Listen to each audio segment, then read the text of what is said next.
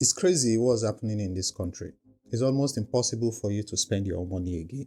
So, if you have been struggling to pay for your Apple services like your Apple Music and the rest, in this video, I want to show you how you can do that. And at the end of this video, just tell me thank you and I'll be happy. And again, subscribe to the channel. And again, I'll be happy. So, we all know that our regular cards, the regular Naira debit cards, they basically don't work online anymore. And if you have been struggling to pay for your Apple Music or your Apple products, there are a number of ways you can do it. It's becoming tricky, but I'm just going to show you the apps that are going to help you do this and some of the challenges you are going to face and how we're able to bypass this challenge. So I'm going to list like five apps that you can use, and you can just pick any of them and they are going to work, guaranteed. So the first one is Cheaper Cash, and Cheaper Cash is an app. And what it does is that it's going to give you a dollar card, a virtual dollar card that you can put to your use for your Apple Music or your Apple product. So how this works is you need to create a virtual card on Cheaper Cash, and then you are going to use that card detail and put on your Apple Music for your Apple payments and stuff like that. So currently, Cheaper Cash charges you 2,000 Naira to create the card. Initially, it was free, but now that I'm making this video, is no more free. So you'll be ready to pay for that. So if you create a card, you add it to your Apple and it didn't work, this is why. The reason why it didn't work is because you have to fund the card first. So you need to put money in the card so that when Apple tries to charge it, they will see money there and then they will take it. So make sure that when you create a card, you have to fund it. And funding it is very simple. You can just send your Naira to your Cheaper Cash and then it will be swapped. You can swap it to dollar and that will work. I already have a video that shows you exactly how to use Cheaper Cash from the beginning to the end, so you can check it out. I'll put the link in the description.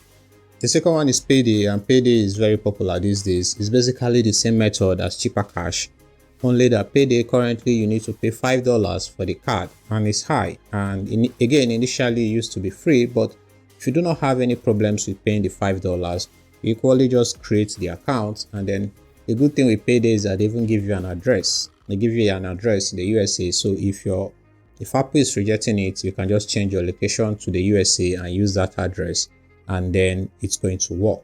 So Payday is another option. You equally need to create the card and then make sure there is fund it. Again, I have the video on how to use Payday. I'll put it in the description and you can watch it and thank me later.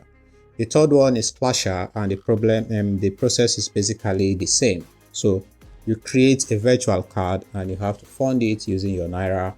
Your Naira will be converted to the dollar, and then use the card details and put it on your Apple Play, your Apple Pay, your Apple Music, wherever you guys call it, and then it's going to work. Again, the trick is this: if it doesn't work, you can contact the Apple support, or you can just change your location to the USA and then put the phone number that they provide you. Payday provides you a phone number. I'm not very sure about Flasher, but if they don't, you can actually just generate a test phone number, like a quick phone number. I'll put a link on how you can do that. I might just make a video on how to generate this phone number that you can use just for your Apple services.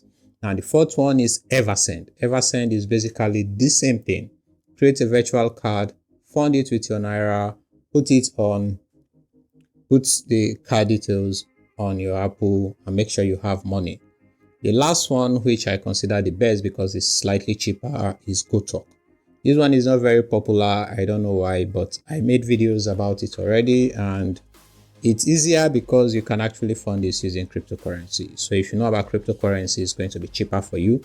So you create a card and then you put it on your Apple Music. So these guys, they specifically told me that if it does not work, that I have to change my location to the USA. But they equally provide you an address. So if it does not work, you use the address they give you on the card. The card comes with an address, so you can just select the card. I might just put a video right here.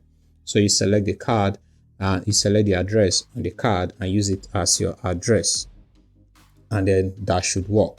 So these are the options that you can use to pay for your Apple Music and your Apple products in general. I hope this video helped you. Please like this video, subscribe to this YouTube channel.